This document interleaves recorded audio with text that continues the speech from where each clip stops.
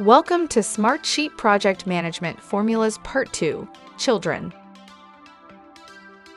The children function is used within another function to reference all of the child rows in the hierarchy corresponding to the referenced parent row. The first example we are going to look at is using the children function within the sum function. I'm going to hide a few columns that we used for the ancestor function, but check out that video if you haven't already.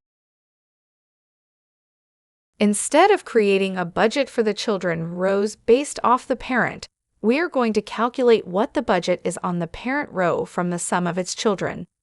To do this, I will type equals sum, then children.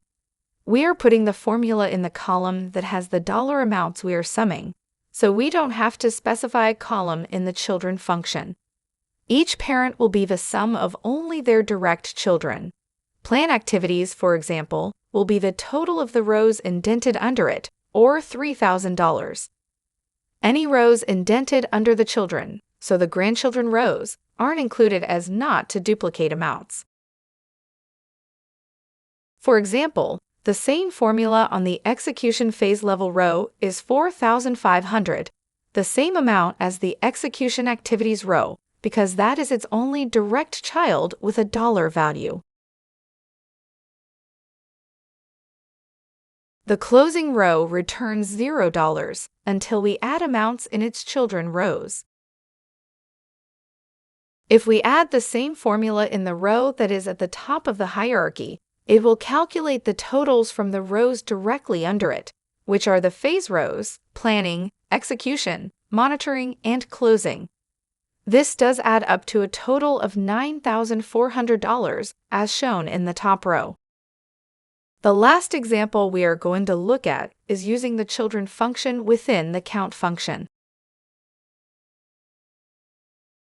We are going to add a formula by typing equals then count, then children, then specifying the task name column, which is our primary column.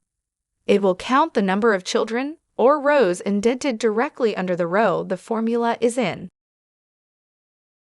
I want this formula to appear on every row, so I am going to make it a column formula by right-clicking the cell the column is in, then selecting Convert to Column Formula at the bottom of the menu.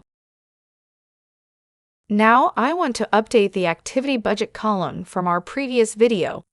This will be an advanced formula, but will eliminate the need to manually update the formula if more children are added under the parent row. I am going to leave the sum of ancestors, but instead of dividing by 3, I am going to replace the 3 with a formula. From our previous video, I am going to use index, then ancestors, and then reference the new count children column. The row index will be 3.